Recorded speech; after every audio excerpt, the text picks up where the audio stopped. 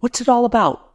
Why does your brain convince you to scroll instead of start? You tell yourself you're just resting, but somehow you're more tired. Maybe you're not lazy.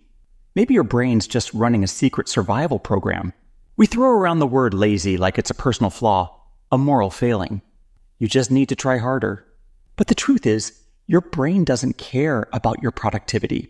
It cares about your survival. And survival, to the brain, means doing as little as possible for as long as possible. See, your mind evolved in a world where calories were scarce and tigers were plentiful. If your ancestors wasted energy chasing meaningless tasks, they didn't last very long. So evolution rewarded the ones who knew when to rest, who did just enough to stay alive. That wiring never left. It's still in you whispering, don't waste effort unless it really matters. But the problem is, today, everything seems to matter. We're surrounded by infinite options and infinite expectations. Your brain used to hunt one mammoth. Now it's hunting 20 deadlines, 15 notifications, and 3 side hustles before breakfast. No wonder you're exhausted before you even start. You're not broken, you're overloaded. Your brain's main job isn't to make you productive.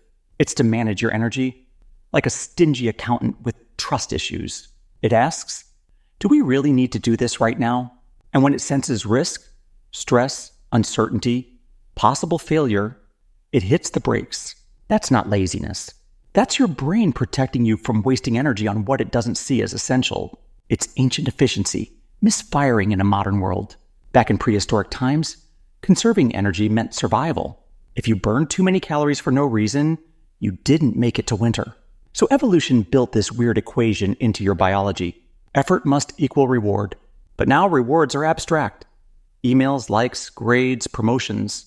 Your brain can't see them, so it doesn't trust them. It thinks, why should I stress over this invisible thing that might not even happen? And so it stalls. Fast forward to today. You wake up, grab your phone, and before you've even stood up, you've run an emotional marathon. Messages, deadlines, other people's achievements. Your brain quietly says, let's just not. It's not that it's lazy. It's overwhelmed. It's buffering. When neuroscientists study procrastination, they find it's not about time management.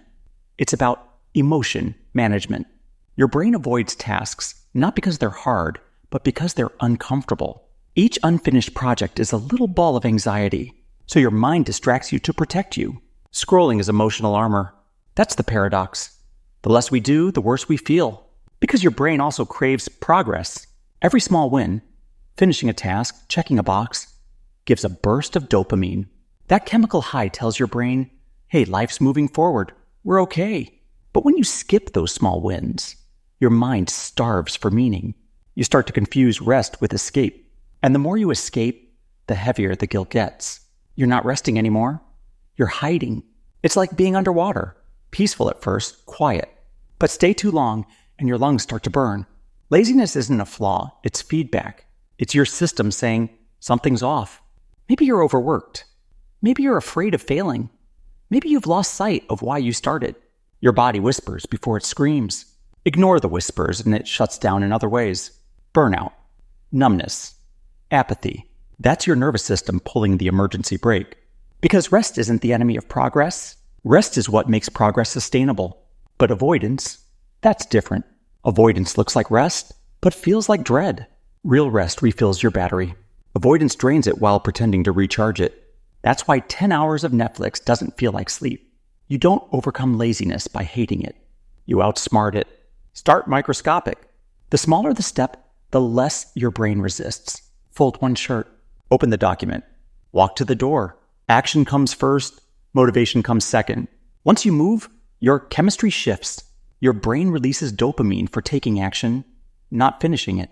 That's the trick. Movement is the reward trigger. Momentum beats motivation every time. Because the truth is, lazy you isn't lazy. It's cautious, it's scared. It's waiting for permission to believe your effort will matter. So give it a reason, a why that's smaller than the mountain in front of you. Don't aim for greatness, aim for movement. Because motion rewires emotion. And slowly, lazy you becomes activated you. Not through guilt, through grace. Laziness isn't the enemy. It's the messenger. It's your mind's way of saying, you're running out of meaning. Sometimes laziness means you need rest. Sometimes it means you need purpose. The trick is knowing which is which. So check in with yourself. Does this rest feel nourishing or numbing? Does doing nothing feel peaceful or painful? That's how you know. And when you do rest, rest on purpose. Put your phone away. Let silence exist. Give your mind the space it's been begging for. Because sometimes your brain isn't saying do nothing. It's saying do less, but mean it. You don't need to climb every mountain. Just take one honest step. So, what's one thing you've been putting off for no real reason? That one call? That one chapter? That one walk you've been too tired for? Maybe start it. Just to remind your brain who's in charge. Drop it in the comments. And subscribe for more stick figure psychology that actually sticks.